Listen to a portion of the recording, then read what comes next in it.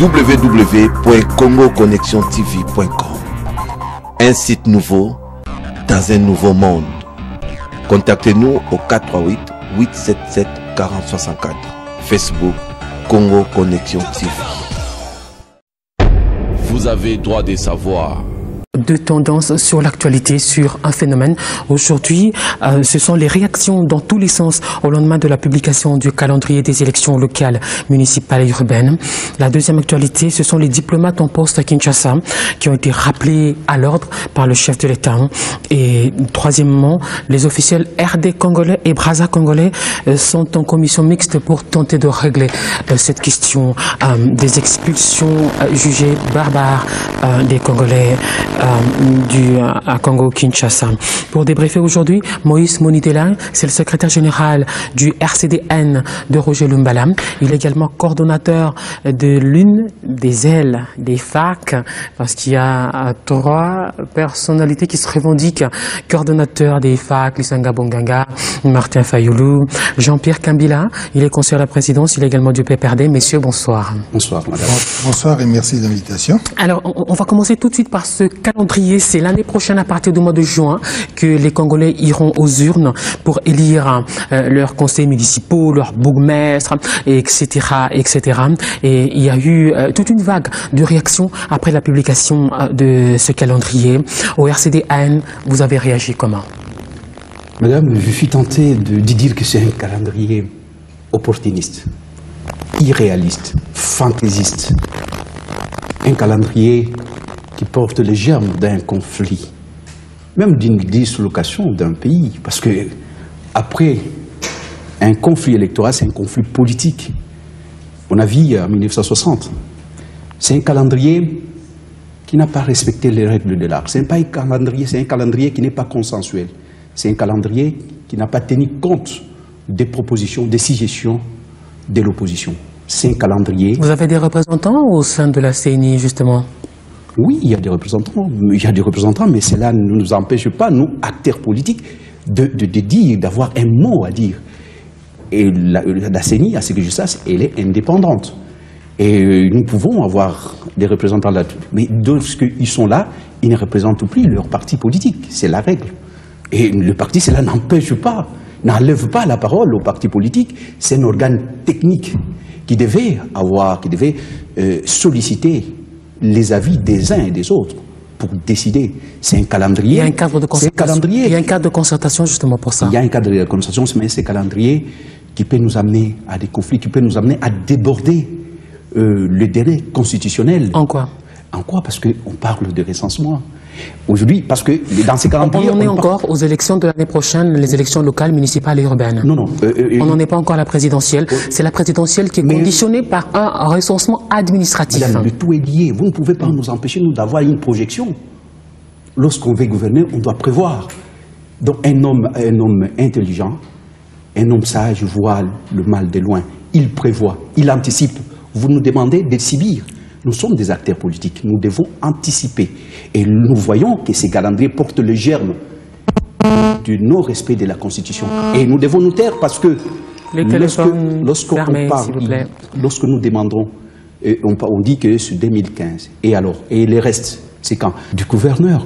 Qui n'ont pas eu lieu en 2011. Et il y a également les élections, justement, locales, urbaines et municipales, qui n'ont eu lieu ni en 2006 ni en 2011. Mais madame, lorsque nous avons élevé la voix à l'époque pour dire qu'on devait commencer... Ça fait également arriéré électoral. Oui, on devait commencer par la base, on nous disait non. Mais aujourd'hui, nous disons oui au recensement, oui à l'organisation des élections municipales et tout ça, mais nous devons tout d'abord épirer, solder un cycle des arriérés. Et on commence par les élections provinciales, sénatoriales et de gouverneurs. Et je pense que ce sera faire justice, parce qu'aujourd'hui, commencer par là où Malou Malou et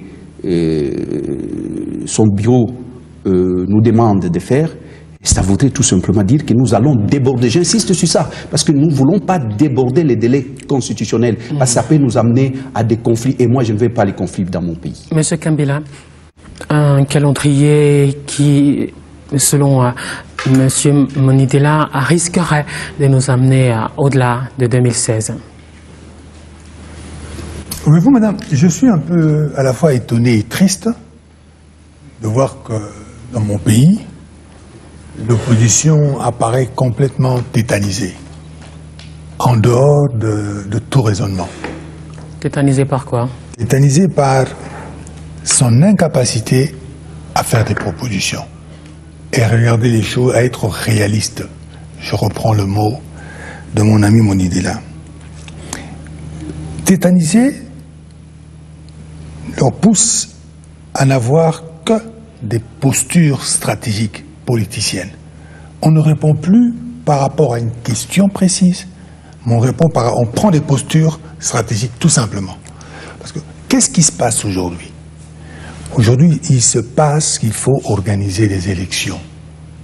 Des élections qui vont gérer notre avenir. Parce que le passé, on ne le gère pas. Le passé, on ne le gère pas. Hier, je ne peux plus le gérer. Je ne fais plus qu'en subir les conséquences. C'est à partir de la seconde qui vient après cette parole que je gère. On vient nous dire, ah, ce calendrier, il est irréaliste parce qu'il ne solde pas le déficit du passé. Lorsque nous allons élire le bourgmestre, ce bourgmestre va gérer l'an 2007, ou il va gérer les affaires de l'an 2008, ou est-ce qu'il va gérer l'avenir? Voilà pourquoi je sors de cette écoute vraiment convaincu que nous ne sommes plus que dans des postures, on n'analyse plus. Alors que le pays a besoin qu'on analyse les choses. Il y a également ce recensement administratif qui a tout l'air d'être plutôt un alibi pour jouer les prolongations. Mais ça, on verra bien si vraiment c'est un alibi. Vous venez de donner la réponse vous-même. Les élections locales n'exigent pas le recensement administratif. Le recensement administratif, il doit être fait en fonction des élections législatives et présidentielles qui viennent. Où est le problème si l'opposition est sûre d'être populaire dans le pays? Si, comme ils le disent, ils ont la maîtrise du peuple, mais ils devraient se précipiter à ce qu'on organise ces élections pour nous faire la preuve que véritablement, ils ont la maîtrise de la situation. Or, comme ils n'ont pas, ils ont tout à fait intérêt à avoir une posture toujours négative. Tout ce que vous allez faire, tout ce que vous allez présenter, que vous soyez mal ou que vous soyez gouvernement congolais ou quoi, c'est négatif. Mais dès qu'il s'agit maintenant de prendre des décisions qui vous engagent, on ne voit plus personne.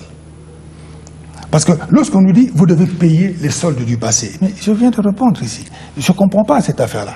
Parce que les maires que nous allons élire, ils vont gérer pour 98, pour 2008, pour 2007, pour 2010, pour 2011, ou bien est-ce qu'ils vont gérer à partir du moment où ils seront élus? Il y a aussi l'élection dans la territoriale au second degré qui ne rencontre pas l'assentiment de l'opposition, justement.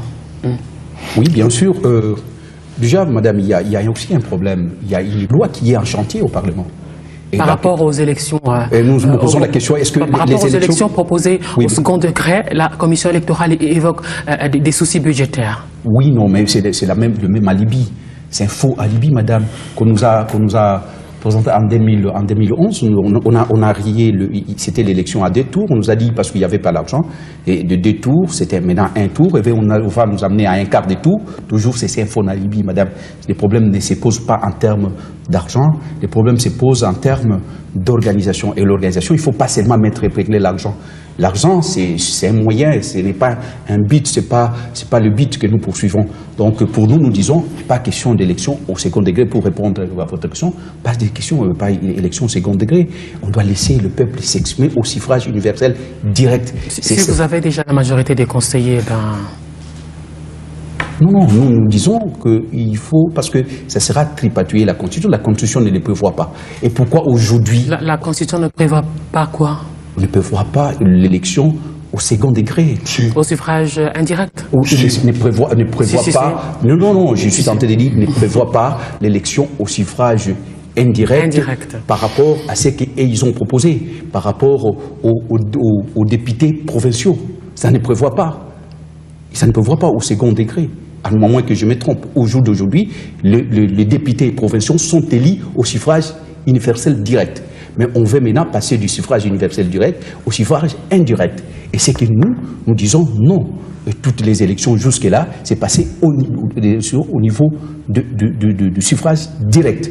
Mais le fait de faire les élections au niveau du suffrage indirect, c'est une façon de tripatouiller les constitutions. Il faut tout d'abord commencer par changer la Constitution. Et nous ne voulons pas cela parce que nous disons qu'on ne change pas la Constitution à la veille d'une compétition. On ne change pas les règles du jeu à la veille d'un tournoi de football ou de basketball. Nous disons que s'il y a changement, nous disons la Constitution, ce n'est pas la Bible, moins encore les Corans. On peut changer une Constitution, mais c'est le pouvoir qui sera mis en place, les pouvoirs élus. Une fois élus, ils peuvent organiser les recensements, il peut organiser tout ce qu'on veut, changer la Constitution, ça se fait, mais pas à la veille.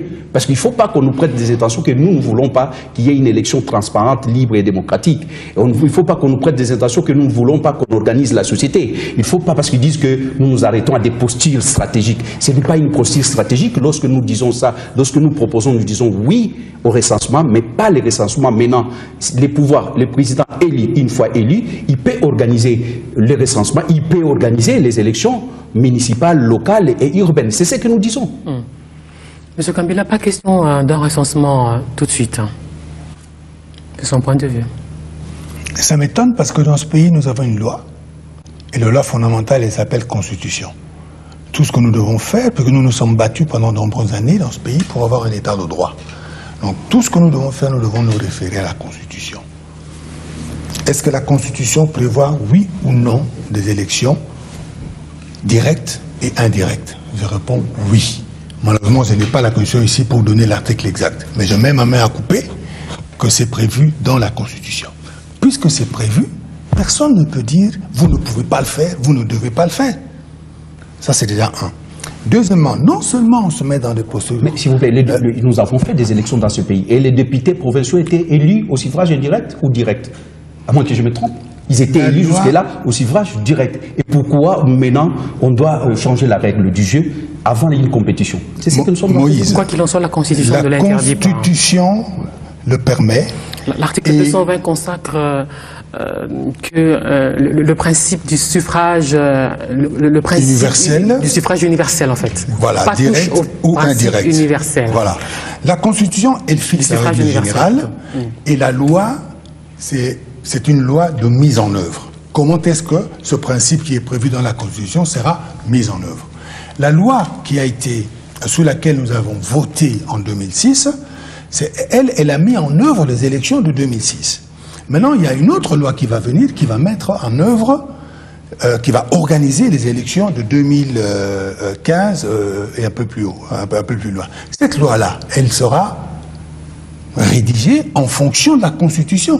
Et personne ne va dire « Ah non, vous ne devez pas faire ça juste parce qu'on est de l'opposition ». Non. Il faut peut-être que l'opposition comprenne que le statut d'opposition ne donne pas la possibilité de dicter les choses. C'est faux. Il y a un pouvoir, c'est le pouvoir qui détermine la ligne et qui met en œuvre la Constitution. Et elle met en œuvre la Constitution en la respectant. Respecter la Constitution, c'est aussi respecter le fait qu'on peut faire que la majorité qui est au pouvoir peut faire une loi qui décide que les élections peuvent se faire indirectes ou indirectes. Mais ça, c'est rien parce que c'est encore de la théorie aujourd'hui parce que nous ne sommes pas là. Ce qui est le plus important, c'est d'expliquer au peuple congolais ce que c'est qu'une élection directe et ce que c'est qu'une élection indirecte. Et pour qu'ils puissent comprendre ce qui se passe.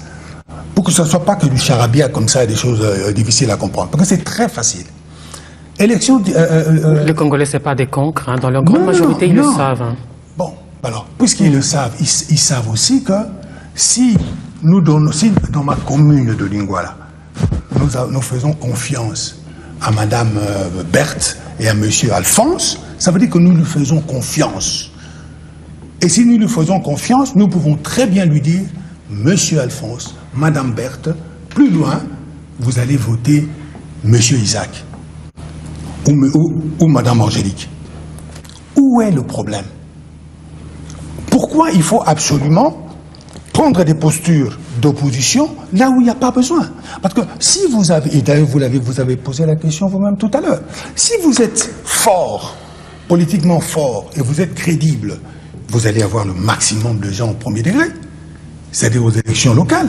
Donc vous n'avez aucun, et si encore vous êtes organisé, vous n'avez aucun souci à avoir pour le second degré. Au contraire, vous n'avez que des avantages. Et quels sont ces avantages? Vous allez économiser de l'argent avec lequel vous allez gérer le pays demain.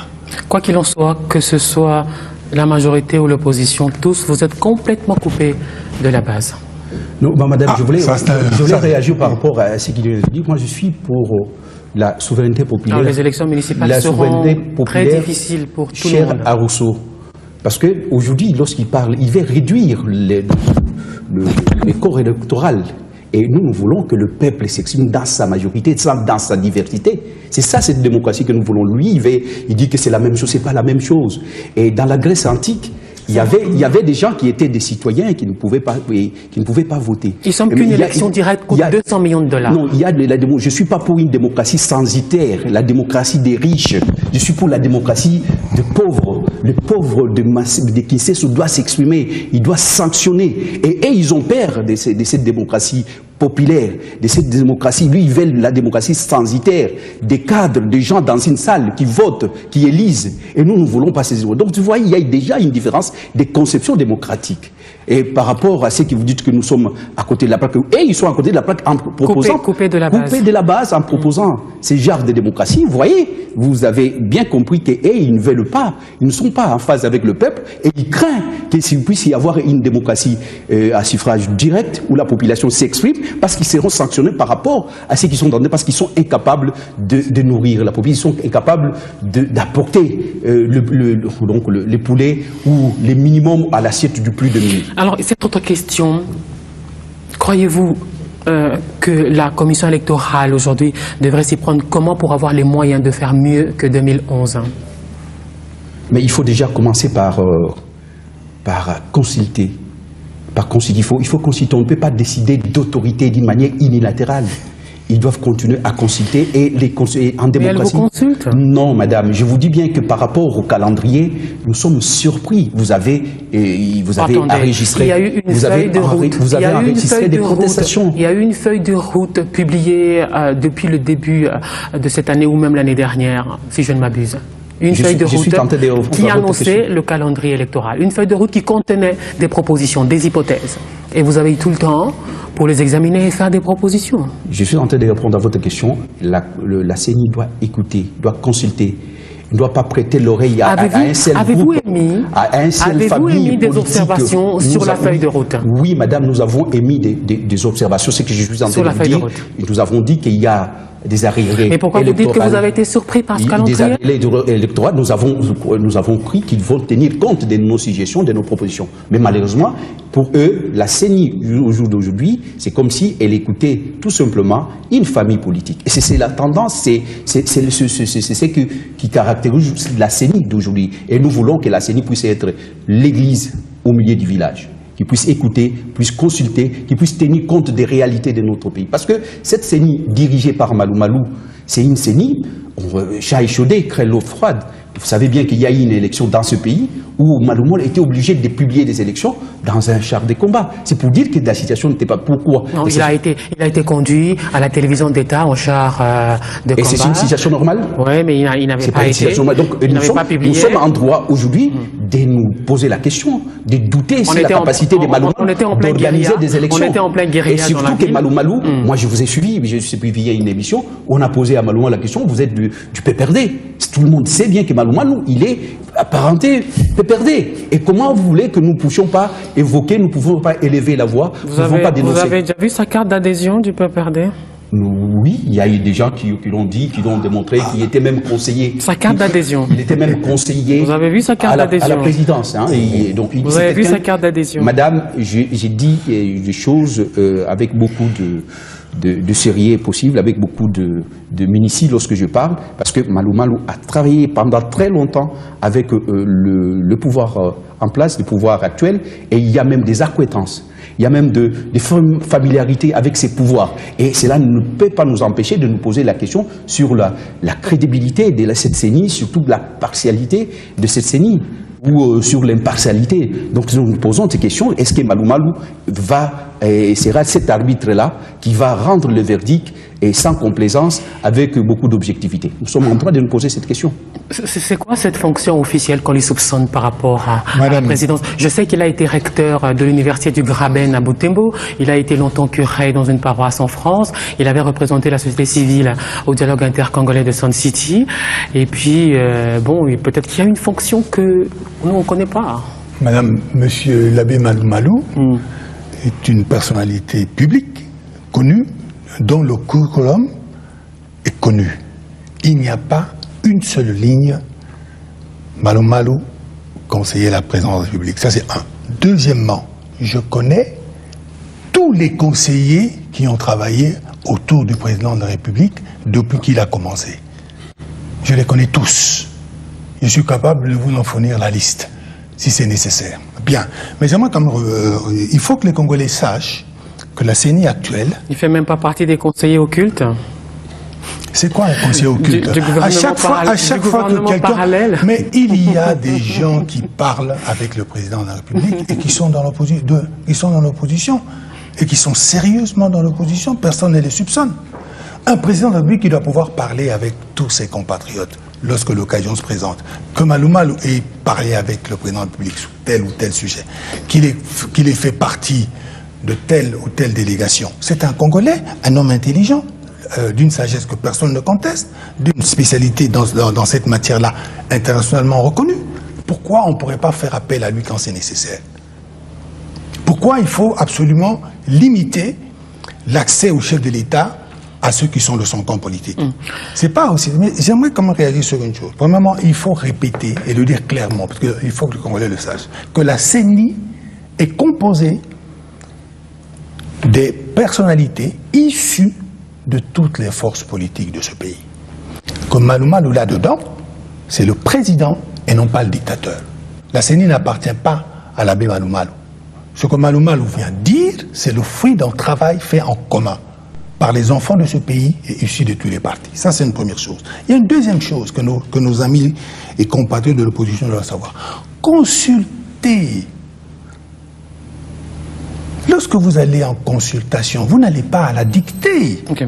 Consulter, ça veut dire prendre l'avis pour éclairer, prendre l'avis de l'autre pour éclairer sa propre décision. On a compris. Alors, on va passer à ces diplomates qui était en réunion le samedi dernier avec le chef de l'État, et dans un communiqué de presse et dans une interview du porte-parole du gouvernement accordée à des télévisions de la place, et il a été question d'une rencontre où on leur a reproché de s'immiscer dans les affaires internes de la République démocratique du Congo. Monsieur Monidela.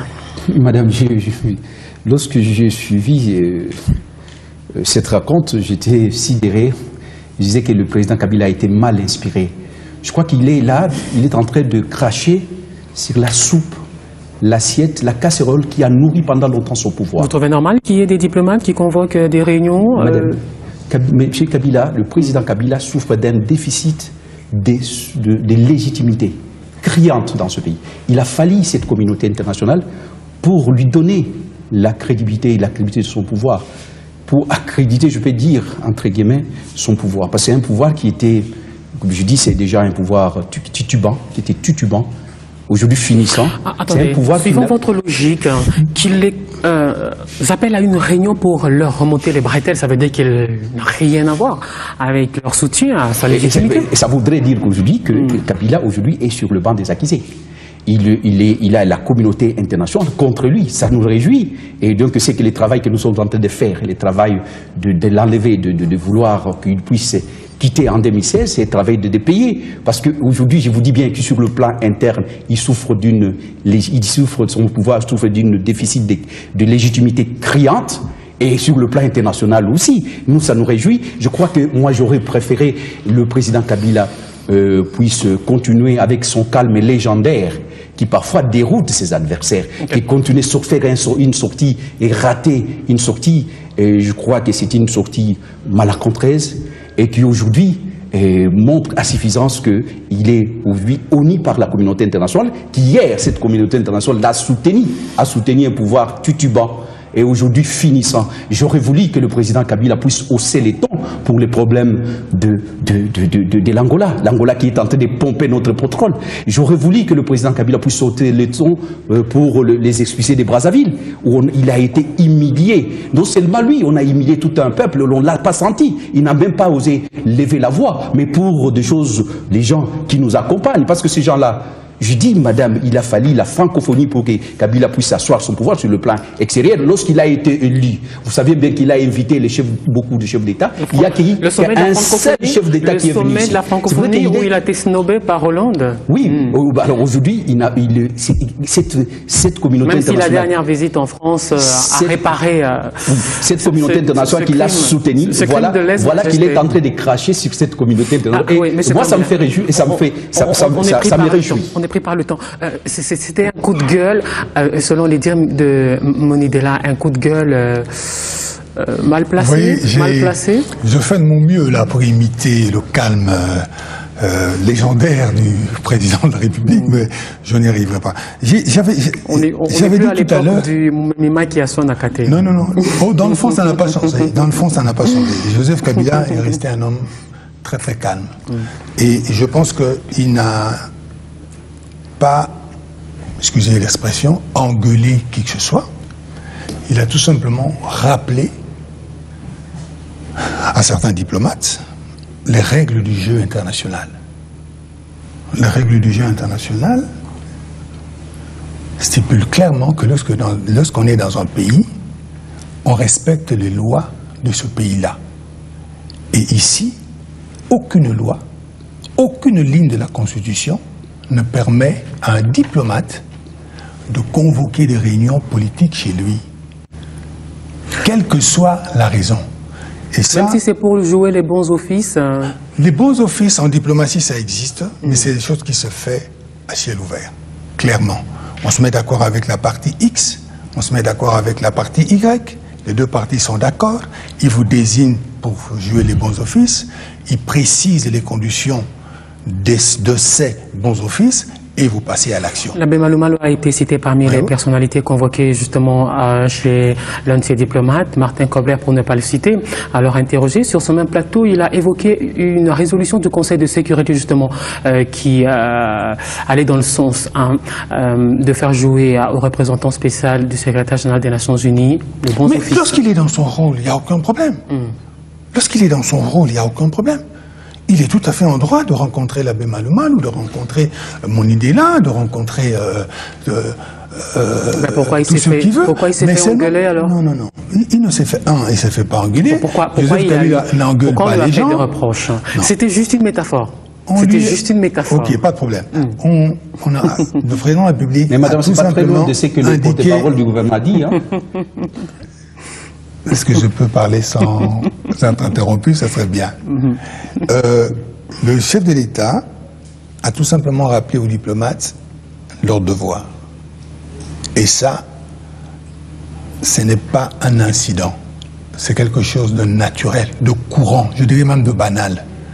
Qu'un président de la République appelle les diplomates pour leur dire que il y a eu ça qui s'est fait, il y a eu ça qui s'est fait. J'ai pas trop aimé, j'aime pas ça. J'aime pas ça dans un pays souverain. Okay, en difficulté, mais souverain. Et là-dessus, le président de la République et nous qui sommes derrière lui, nous ne faisons aucune concession, quelles que soient nos difficultés. On termine, il nous reste qu'une minute, c'est ça. Avec Brazzaville et Kinshasa, il y a cette réunion entre les deux parties, c'est même à Kinshasa. Alors j'ai suivi le ministre de l'Intérieur de Sassou Nguesso qui disait ceci en substance qu'ils ont, eux, chassé un peu plus de 1900 personnes, des criminels, et le reste, les 120 000 sont revenus de leur propre gré. Petite réaction avant de terminer. 1. Je n'y crois pas. 2. La République démocratique du Congo n'a pas appelé cette commission mixte pour pleurer.